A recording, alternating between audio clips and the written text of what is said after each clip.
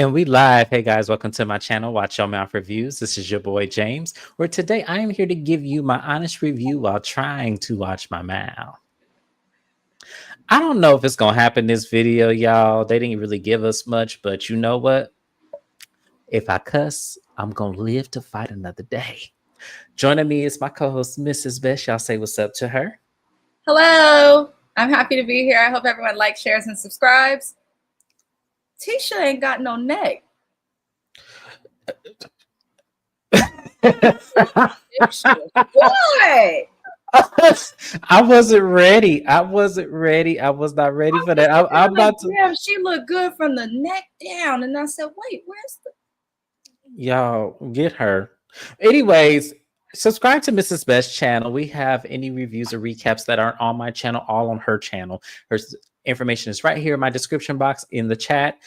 We just had a great live that was a lot longer than we thought it was going to be on a very controversial topic, but that's what we love to do. We love to give you guys our honest opinions on the things we can find. So please check out the videos. Please check out Mrs. Best's channel. Her channel is awesome. I enjoy being there every time we have a live. Shout out to DM Rocks, who is also here with us this morning. Thank you, DM Rocks, for being here. I'm not looking forward to that because I don't want to see, senior citizens fight and argue. As much as people find that, funny and laughter, I don't find that. Citizens, they're AARP members. I don't like seeing them fight and argue either. So yeah. Did you see the video of Drew reading Shamia and Kelly at BravoCon? I did, and I don't really care.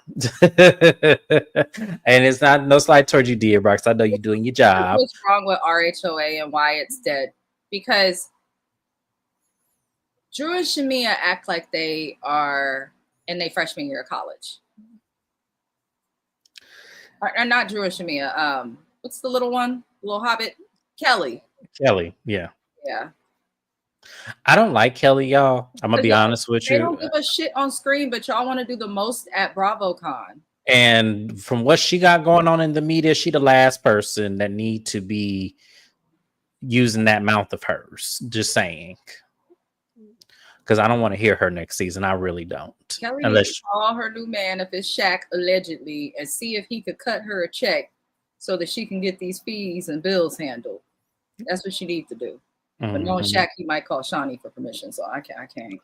I'm done. Anyways, y'all, this is Love and Marriage Huntsville, y'all. This episode was so boring. Oh my god, I don't fall asleep on boring things. I really don't. But lately, a lot of on network shows got me feeling this way. So, Love and Marriage Huntsville. We start out the episode with Trish and her son Xavier. She is training Kim. She said that they've been working out for a minute now, and from what we gather upon us, because I'm not going to go through everything, Xavier is tired. He feel like he's tired of his mama. He tired of his daddy. He tired of them saying bad things about each other. It brings him down. He's emotional now. He said he never used to cry, but he's been crying a little bit. He's saying that, he feels sorry for Ken because he also feels like Ken is getting the brunt of anger that he doesn't deserve. And Ken's been good to him. And so when he feels like Ken is frustrated, he takes it personal because he feels like he's attached to it by way of his mama and his dad. And Trisha is like, I didn't realize that my mood and how I am affects, my son and, the things that he could be going through.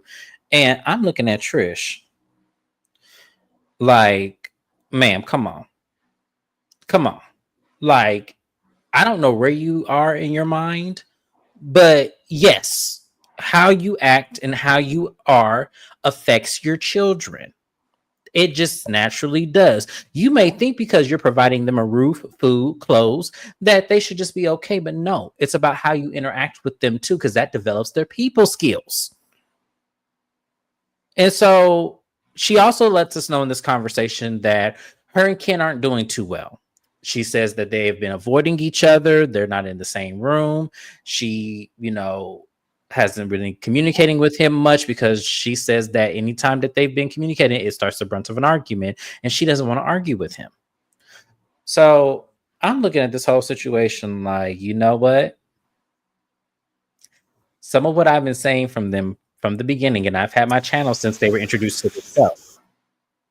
I will say this, that physical exercising does not take the place of therapy. Trish does it because you still got to deal with it in the long run. So before we jump ahead to, her therapy session, for now, Mrs. Best, how did you feel about Trish's, situation at home involving her son and then where she is currently with Ken? It tells me, see, Love and Marriage Huntsville fans kind of get on my nerves sometimes because it seems like it's either black or white and they be acting like there can't be an in-between. And they did this with the issues with Ken, Trish, and Marquez, but the kids have been saying the same thing. So this lady painted Marquez out to be an A-shit dad, but the little boy said that the same stuff he's telling to Trish in the scene, he says to his dad all the time. How could somebody not be in their kid's life if they're talking to their kid all the time? Does she mean that because he's just not physically there all the time or what? So I don't trust anything that comes out of Trish's mouth. I think that Trish knows and has an understanding that the way that she reacts and the drama that she has going on with her man and her husband impact the people living in her house. How can you be a parent and not think that? So I feel like Trish be knowing shit, but just don't want to admit it, honestly. As for the son, he pretty much told us Trish and Marquez are the problem, but the son kind of makes it seem like it's Trish more so. And the son, of course, is going to empathize with Ken because he's doing stuff for him. But this is the difference in that deductive reasoning from an adult that's tenured and a boy whose brain ain't fully discovered or developed until 34. Like, he's just existing and trying to find his pocket. Yeah, it's like Ken may not have done anything to you and you can see his frustration, but why should you have to see Ken's frustration? You shouldn't even know Ken until your mama's divorced from your daddy. Right. So this is why, to the single moms out there, you can date, but there's no reason that every nigga you date needs to be up under you and in your kid's life. And this is exactly why, because this boy should not be feeling bad for Ken's stress because he's too young to understand that Ken should not have dated his fucking mom until she was actually available to date legally, emotionally, spiritually, mentally. Yep, exactly. Like without attacking her, all sorts of broken. But I'm just glad her kid has some sense, and I want Carlos to stop making a mockery of Black families because we would never know that Trish is an engineer and Marquez has a supportive family and all of this. Instead, we know she was a CDL driver with one questionable earring who likes to date unavailable women and acting a fool on TV because she still wants her baby daddy but don't want to admit it. I can't. Yeah, I mean, I can't either with this, but that's pretty much the start of the show. The next thing we have is Nell is cleaning up her house, and Chris Fletcher walks in, and she tells him that she's tired of doing all the housework by herself. He needs to hire that maid back. And he said, well, I could just do the cleaning. And she goes, you can't clean. So no, we need to hire that maid back. And I'm just like, is there trouble in the finances in this home? What's going on? Clearly, because I can afford a maid. I choose not to because it would be a stupid expense. But if you have a house at that size, they say if you're going to buy a big ass mansion, be prepared to pay what you pay for the house and upkeep. Yep. Yeah. So they're talking, and Nell fills Mr. Fletcher in on, Destiny messing with her godson, which is Twan. And Chris said, get the fuck out of here. She not doing that. And Nell said, yes, she is. I talked to Twan myself and, confirm. And she also mentions that, she thinks it's get back for Lance having this baby. And then also she felt a way about Nell potentially knowing about the baby and, that coming to fruition of that being a stickler why they never got together. Now, I'm going to tell y'all like this. I didn't believe that relationship when it first started. I didn't believe it in the middle of it. Huh? They were dating. People keep saying they don't believe the relationship. They dated. There was never a relationship. So, yeah, and that's why I'm saying I don't believe. But here's the thing.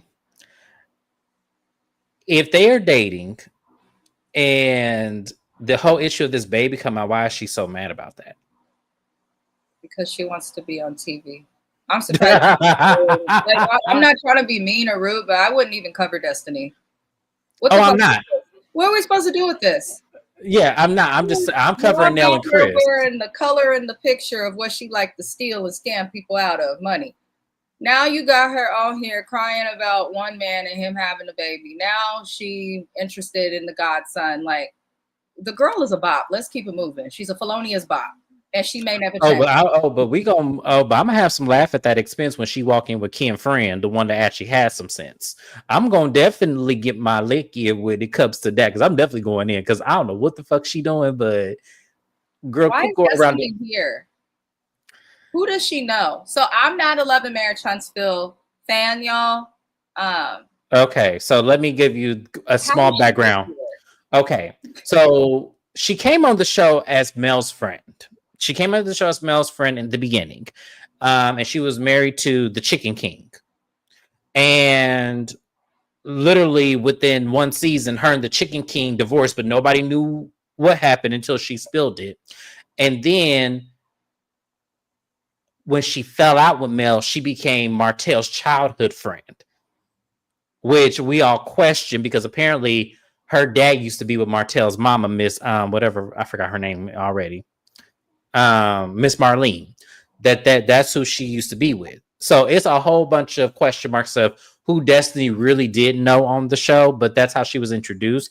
And she left the show because she didn't have a storyline or she didn't want to talk about certain things about her storyline. And then she's saying that she filmed it, they just never showed it. So I don't know what to believe about Destiny, but that's how she got on the show. Just to give you a hint of how It she's here. But didn't help her, in my eyes, how I view her. oh, it wasn't supposed to. Oh Was God. that okay? Was that was supposed to help you? No, I was just like, maybe she had, I was thinking maybe she had more relevance, like Tisha, No. the Scott people. We know that even by themselves, they have degrees, they do things, there's housewives. And I'm So looking at Destiny like, what do you do? Why? so Because Destiny. I can't say that this chick does anything because since I've watched this show, I've seen a bitch go on a storage unit to make a $45 candle. She did have a store at one point. I said since I've been watching. I know, but I'm telling you, she does nothing but have mugshots on the internet and make candles and a storage. And she said she had a real estate license last season. And However, why did she she go sell a house? Huntsville is booming. And then she's got Atlanta, Kansas City. She's got so many different places. Okay. I digress. The bitch is a bum, in the words of my friend Gio. Thank you. We can move on. see. I already told him you used the fossil thing like crazy. He started laughing. I love it. Every time I'm waiting for somebody old at a hospital when I'm at work to play with me. Yeah, my man has no filter whatsoever. I just none. Lord, he need to be on YouTube, not me. I keep telling them this. He need to be on YouTube because Gio would have read every single last one of these people in the most craziest way. And quick, and you gonna be so stunned by it. You gonna be like, all you can do is laugh. That man constantly makes me laugh. Like there's no constantly laughing, constantly. But anyways, y'all, let's move on because this ain't about me. This is about Love and Marriage Huntsville. So could be about you. You're more interesting. I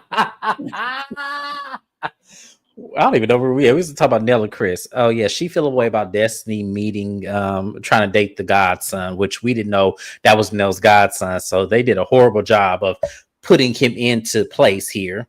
So when it comes down to it, we now have a scene with Destiny, and she meets with the godson. And she's telling him, I know you, Lance's god brother and everything. Hi, Shana. Thank you for being here. We appreciate you. I know you, Lance's god brother and everything. And I didn't even know that. Like, we supposed to be being professional. You supposed to be my bodyguard. And I said, now, Destiny. See, this is what I be talking about. What you need a bodyguard for when you own a... You have been paid for a bodyguard salary at an event y'all was at. It's bullshit. That's all this is. is some bullshit. Because why do you need a bodyguard in a controlled space that has security? Unless she talking about making appearances somewhere. But Destiny, you got it like that? I just want to know, if you're getting a salary being on television, why you would want a bodyguard. What do they make? Well, the one that would work an event. They make money. No, they make money. I feel like she getting the I family. would imagine in California, but in Huntsville, I would imagine they're paid well in New York and other places and stuff. But no shade. These are maybe E-list celebrities at that. We can't even call them full celebrities. They're reality TV. To me, I feel like the only people that needed security were male. None of these fucking people need security. And Stormy, because when Stormy had that person walk up in her warehouse and we was confused on why she didn't do the proper steps. That makes sense. Yeah. But for the rest of these people, especially Destiny, the man can't even twist his dreadlocks. So I'm sure his salary ain't like that of other bodyguards. Anyways, so she talks about the baby and everything. And he also said he talked to Lance about, you know, the potentials of seeing him. Lance gave his blessing. Lance gave his blessing to Destiny. And he asked how my mama feel about it and talking about Miss Nell. And see, when you say how my mama feel about it, calling Nell your mama, Destiny, this ain't it. This ain't it. I know you want to date. And I get it, you know, routine oil changes are necessary. I tell people that all the time. You got to, you know, get your oil changes and, you know, your coolant flushed and everything. I totally get that. But there has to be more people in Huntsville. Like, I refuse to believe that this is the best.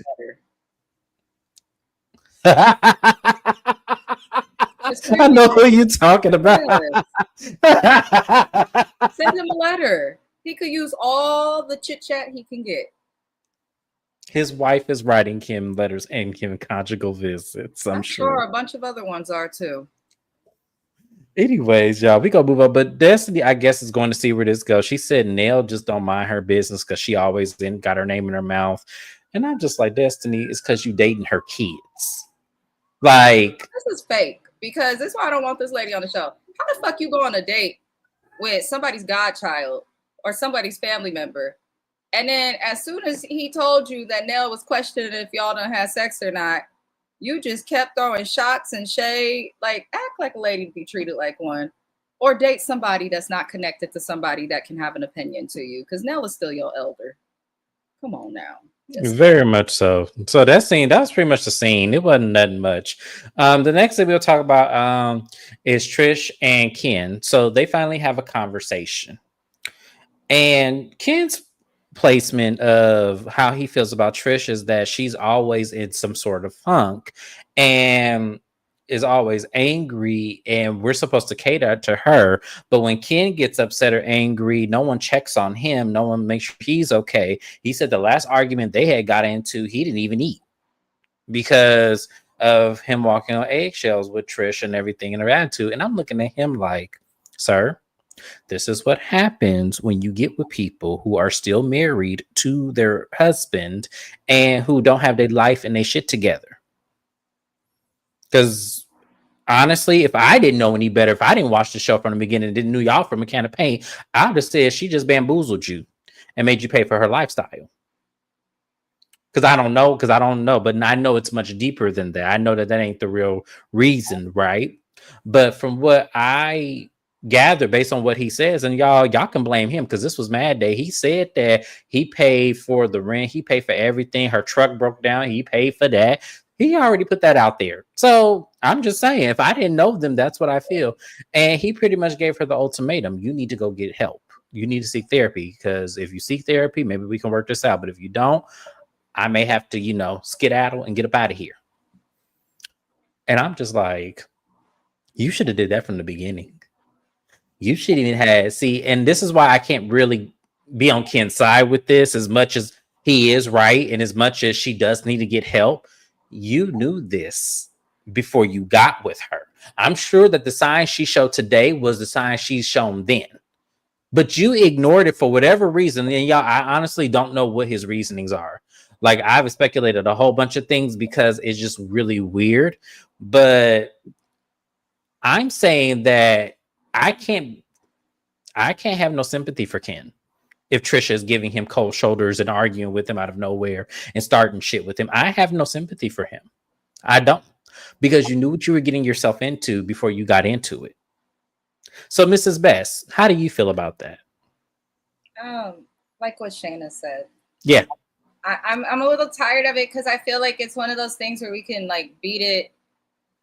I never get that terminology right, but beat the nail into the something.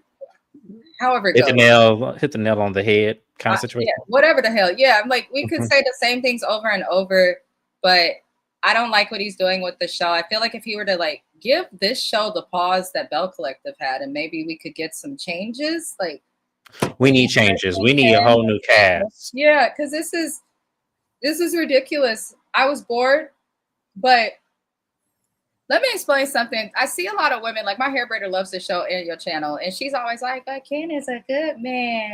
And I was talking to her because she has kids of her own and stuff, and she's like, you know what? It is easy to mistake someone being a good man who's willing to come in when you're a single parent and help.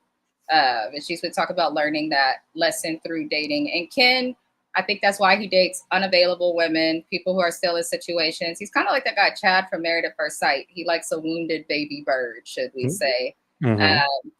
The problem with Ken is, nigga, your feelings don't matter, bitch. And in that order, ho, they don't matter. They don't. Not to her. If everybody in the house is having an issue, and the issue involves the husband, the father of the kids, the woman you're dating, her unresolved trauma that she had before she got with you, and the trauma that she's not resolved since she's got with you, like, what do you expect? And ultimatums never work. That is a professional opinion that y'all can try and ignore, because we know law like to ignore professional opinions, but ultimatums don't work. The only time that ultimatums generally work is when it's in situations where, let's say you have a spouse that's on drugs real bad, or on, the opioid epidemic or something. Get off drugs or get the fuck out. In situations like that, it will help because you're pushing someone to their bottom, but the ultimatum for therapy especially will never work, because she won't get shit out of therapy until she herself wants to go. Because you don't go to therapy out of fear for losing your man. You don't go to therapy because of other people and entities. You go to therapy because you want to better yourself and you want to heal. So it was really a pointless conversation. Also, Ken, your friend be telling you about this lady. Your families be telling you about this lady. The lady's husband done told you about the lady. Her friends. Ken has heard from everybody, as you would say, James. He got the Google reviews, the Yelp reviews, he got every review he could have on Trish. And he still chooses to go back. And I feel like he's just fighting so that he doesn't look like a simp on camera, but he already does. You a simple-minded nigga if you think that you're going to get with somebody else's female and expect for the things that caused her last relationship to not work to suddenly change because you're around. Your wallet will never have that much power, Ken. So I guess we'll be saying that all season. Probably, because it looks like nothing is going to change. So that's pretty much it. So we're going to move on to the next scene. So the next scene, we have Nell up at her daycare. It's late at night. Apparently, Lance was supposed to come and do some work with Nell in this place. And so he finally comes, and, she started giving him the direction, and who walks in but Martell. Now, I didn't realize that they got beyond the whole him calling Nell a side chick thing. I didn't know they got beyond that. So I was actually surprised to see him there. And so they greet him. It's laughs and pleasantries and everything. And they asked him what he's doing here. He said, well, his investment property is right down the street, and he just moved Ariana in there with the kids. And Nell was like, so you just gonna move Ariana in investment property? You're not gonna get no return from it? And Martell said, oh no, I'm getting a return because it's paid off in full. I'm getting a return. I'm no longer paying her rent anymore. And I was like, how long were you paying an investment house? You moved in your baby mama and your kids. Yes. That's not an investment house. That's your second home. Your second home, exactly. Because she can't live in the primary home because of your custody agreement, allegedly. So, I just felt like that's just ridiculous. It's so silly. But he said that him and Martell had met up. Not Martell. Him and Marceau had met up, and they squash the beef between the two, and they said that they were no longer going to speak negatively about the other. And he said that maybe we can organize like a, adult night where we play some games and everything. And, because there are still some people who have some beefs in this group. Nell and Letitia have a beef, and somebody else has a beef too that I'm not really paying much attention to. But Nell pretty much got problems with everybody because everybody want to use her as a scapegoat now that Mel's no longer on the show. That's how I look at it, and I could be wrong, but yeah. Mrs. Best made a comment on there. I was going to ask her about this in just a second, so she just beat me to it. But yeah, I want to know, are they still together? Were they ever together? With Martell, you never know. And he's renting the primary home, making makes. Then where the hell he living at? In his investment property. But I thought. Oh, wait a minute. I read that wrong. Sorry, Shana. I read it wrong. So he's paying rent at his primary home, and then he bought a home to move. Yeah, make it make sense. Because why wouldn't you just move into your investment home, stop paying rent, and then pay? Yeah. He not the brightest crown in the box, Hi, Dimples on Demand. Thank you for being here. We appreciate you. We love you. And we hope to catch you another live soon. Thank you for popping in. So, Mrs. Best, how do you feel about, other than, does anyone know if they're still together? Like, would you ever do that? Let me ask, would you ever move somebody to an investment property while you're still paying rent at another property? I mean, he's renting out the other property. So that means someone's renting it from him. So I don't think he's paying the rent. I phrased it correctly. I didn't phrase it correctly. Let me go back. He is paying rent at his primary property. He's renting that house. Like he's on a lease. And then Ariane moved into the place he has paid off. Oh, she's in the place that is paid off? Yes. I thought it said he's I'm so confused on what's going on. Either way, I'm tired of talking about Martell. I don't want to do it anymore on the show. That's one of the main reasons I don't like being here for these lives. It's stupid to me. I think the less y'all Love and Marriage Huntsville's fans talk about the nigga, you'll probably see a lot less of him on the show. He doesn't have a storyline. The storyline that he does have, he cannot show because his ex-wife still has some type of control, which I love for her. He doesn't give anything. He offers no substance. I'm surprised he even went to college. So, yeah, and I don't feel like he's that great of a dad. I don't know why. He just gives me the dad that'll say yes to everything and buy you stuff, but not do no real parenting. So, because how can you do real parenting when you still need to parent yourself? So that's what I'll say. As I told you, y'all know my personal opinions about Martell. I'm not going to repeat them here. Y'all can go back and watch my previous lives for Love and Marriage Huntsville. I already give what my initial thought about him is, and I just don't get why this is supposed to be entertaining. Like, why is he still here? If Mel is not here, he doesn't need to be here.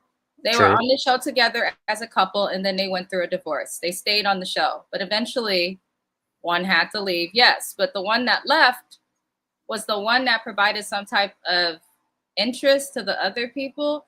But when you gang up on people, they're not going to want to stay. But I just feel like when Mel left, Martell should have left. Because the baby mama 304, homegirl ain't going to come on this show. And if she does come on this show, I don't think she would last long because she would get ripped and red for filth from her hairline to her butthole. She would get red for filth. So I can't see her lasting on this show too long.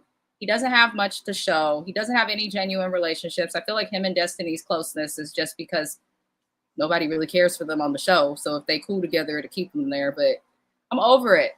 When people lie the way he lies on television, like separate from his cheating and stuff, like even with the Scotts and stuff, it just gets less entertaining to watch because it's like, I know you're going to lie or make up some shit, never show a receipt, and then go on social media, come back the next season and play victim. I'm tired.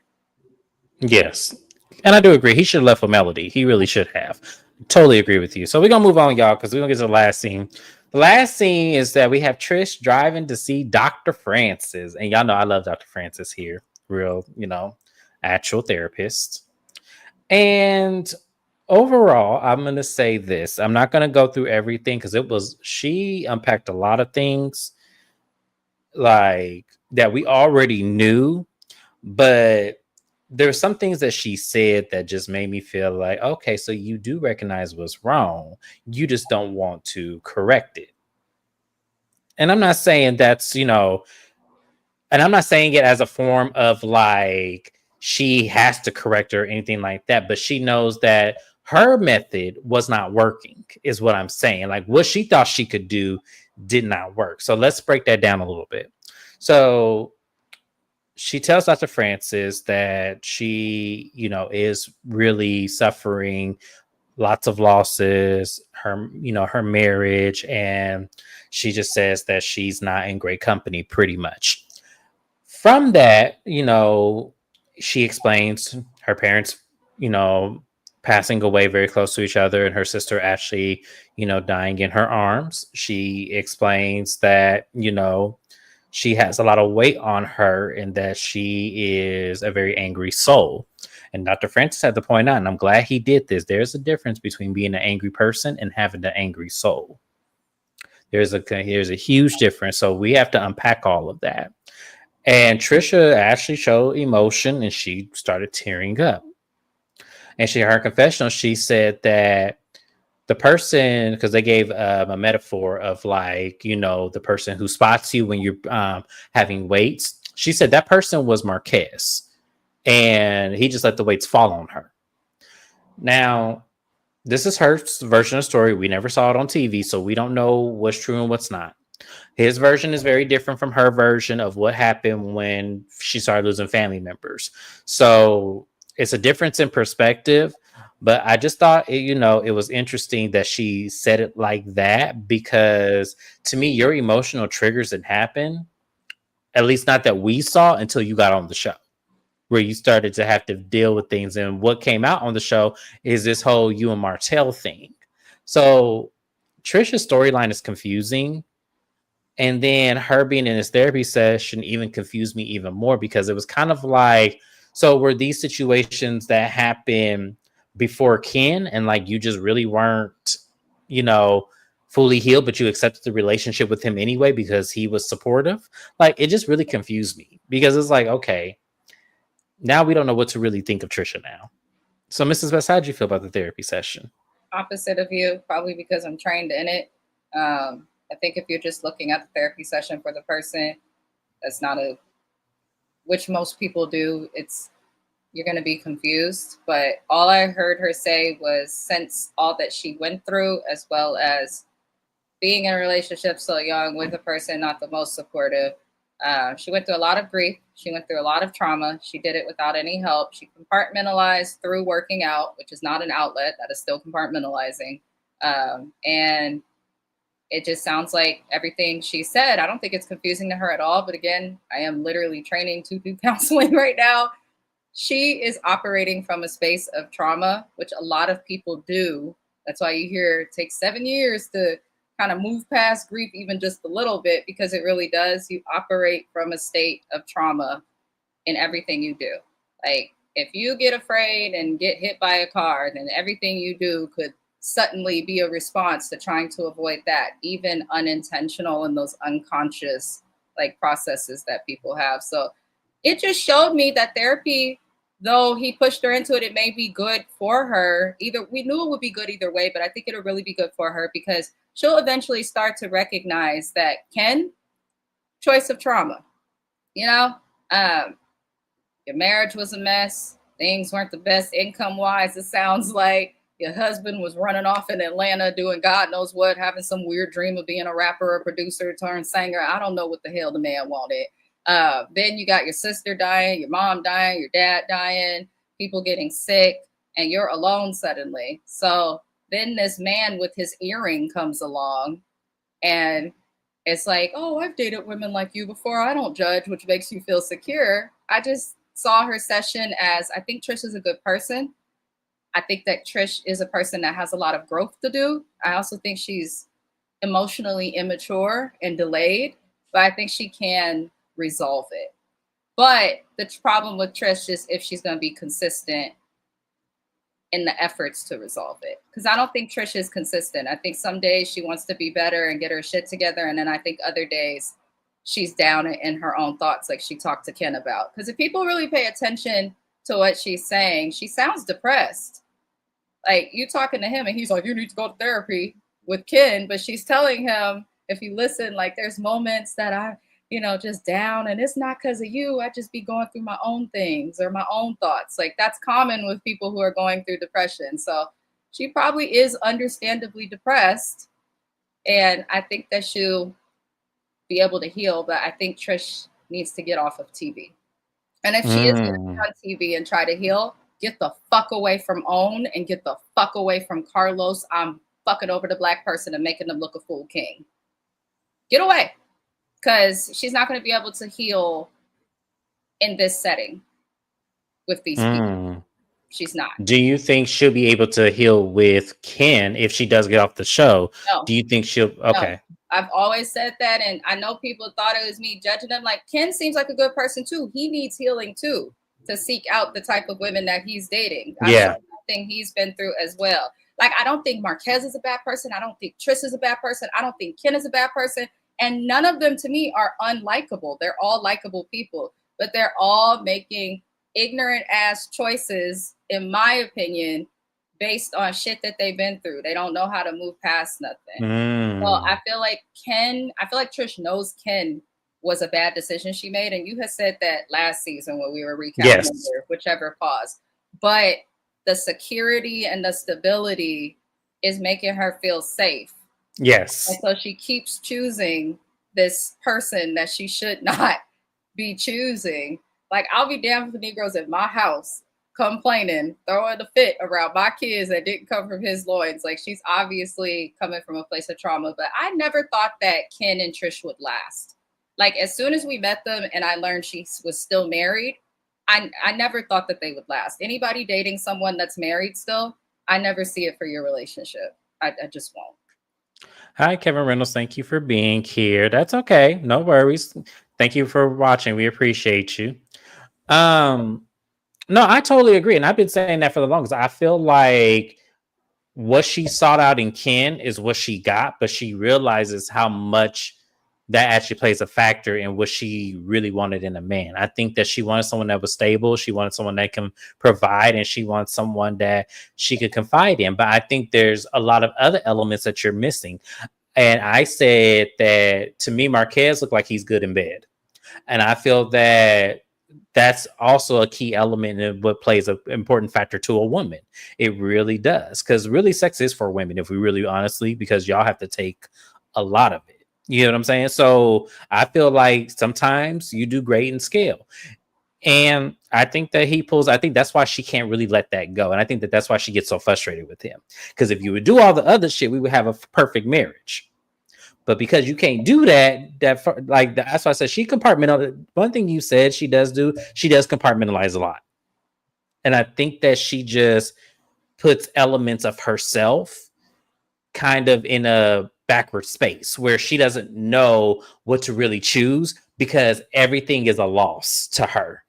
If she chooses this, then he wins in this, but he loses in this. And this is such a huge part of me that I need. So then I can't fully be on board with it. Same thing with her friends. That's why I say it comes out as confusing and may look that way, but she's not confused at all. I think she's realizes things, but just like therapy is not to give you the answers, it's to help you realize you've already had the answers and actually act on them. Say it again, because people confuse that.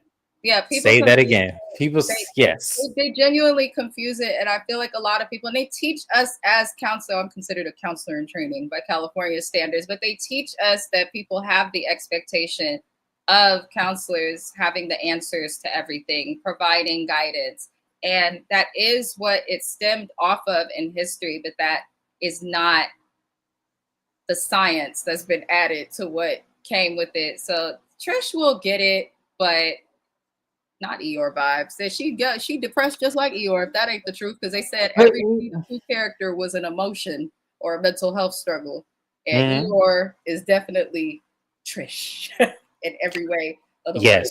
Yes. But she got hope. She'll be all right. She has hope. I think Ken's gonna throw this in her face. If they're together next season, And that's why I say he's manipulative as fuck. You don't push people to therapy. You could be like, well, have you considered going? It may be helpful. You don't come at people with therapy as if it's an ultimatum unless you're trying to get them to AA, or something drug related, in my opinion. So I feel like he pushed her so hard to go, she's going to start realizing stuff. That's what people who toxic don't realize. You pushing her to therapy, you pushing her away from you, bro. Because you know damn well that you ain't right for her and she ain't right for you. But I feel like he'll manipulate her and be like, well, you said this in therapy and on TV probably. And I feel like that'd be a problem if they come back next season. And I just don't see things working out for Ken in the long run. I believe he'll be as hated as Martell in a couple seasons. Interesting.